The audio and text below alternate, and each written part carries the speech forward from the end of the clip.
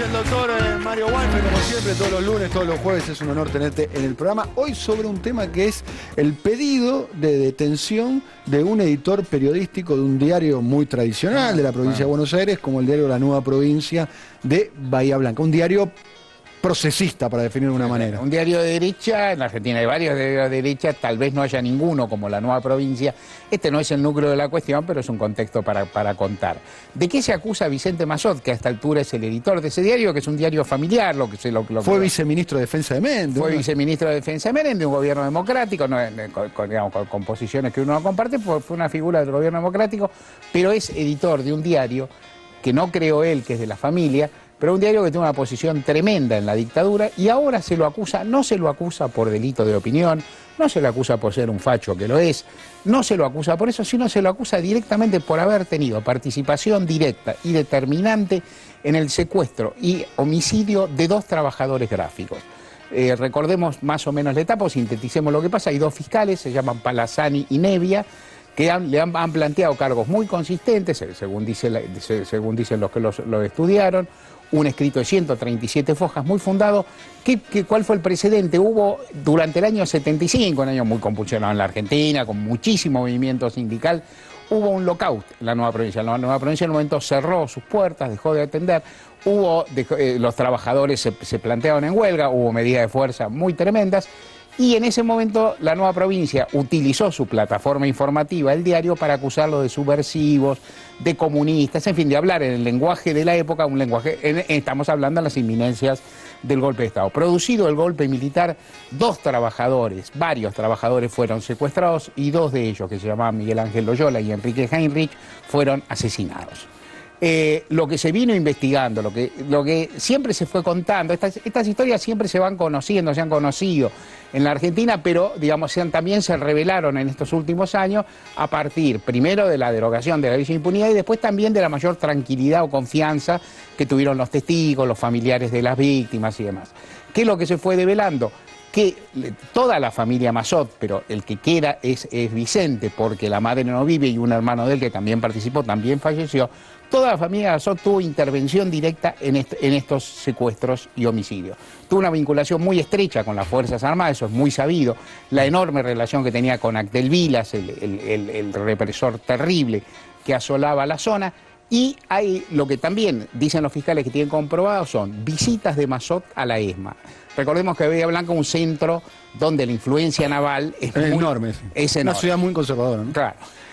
Visitas a la ESMA, reuniones con el famoso represor Adolfo Silingo, aquel de los vuelos de la muerte, intercambio de información, informes de inteligencia que iban de inteligencia militar al diario y del diario a inteligencia militar. O sea, yo te cuento a vos y vos me suministrás. Eso está aprobado en el pedido del fiscal. Eso, según los fiscales, está aprobado. Por supuesto, todo tiene que ir a juicio, todo tiene que probarse, todo tiene que ser su derecho de defensa y la sentencia se llega luego. Pero la afirmación de los fiscales es que hay muchísimos elementos y que está aprobado, y de lo que lo acusan es, en definitiva, de haber tenido intercambio de información, de haber señalado en buena medida a estas personas, de haberle pasado datos y luego de haber participado también en actividades de encubrimiento ulteriores a través de sus manejos personales y de su manejo con el medio. Esto hay que probarlo, hay que verlo, pero digamos la cuestión es muy llamativa porque se trata obviamente de una personalidad pública, vos lo dijiste, fue funcionario, es un intelectual. Es uno de los cuadros de la derecha, ¿no? Es un intelectual, es tipo muy formado, ¿no? Es una persona muy formada,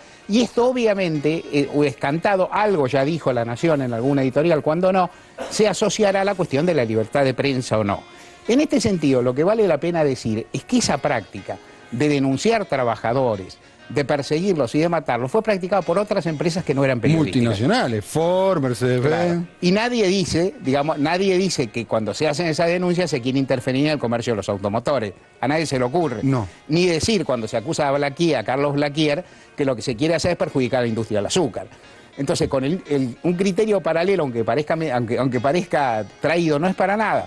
Nadie se está metiendo con la libertad de prensa cuando se mete con una persona, con un patrón que para dirimir sus conflictos ideológicos por un lado y laborales y de clase por otro, porque esto también era partícipe de la violencia. Lo que dicen los fiscales es que la actuación que tuvo Mazó fue determinante para cometer los delitos. O sea, que sin su intervención esos delitos no se hubieran cometido. Esto es aquello de lo que está acusado y es en buena medida, es como tantas causas de estas, un hecho histórico. Habrá que ver cómo se va resolviendo. ¿Y el juez cómo la ves, digamos? Porque el juez es en definitiva el que va a definir, sí, ¿no? Bueno, ahí habrá que ver, uno se maneja, por la información que dispone, hay un excelente trabajo, un compañero de Página 12, Diego Martínez, una nota muy buena ayer en Página 12, trabajando sobre el dictamen fiscal, digamos, básicamente. ¿Qué hará el juez? ¿Qué se verá? Uno dice, primero, Bahía Blanca es una ciudad densa donde la influencia de la derecha sigue siendo muy fuerte. Recordemos, en Bahía Blanca la represión fue feroz en toda la Argentina. Pero hay lugares, cada lugar tiene alguna característica. En Bahía Blanca hubo dos instituciones que acompañaron mucho, dos instituciones que no necesariamente tienen que participar en la represión, que acompañaron mucho. Una fue el diario de una nueva provincia, La Prensa.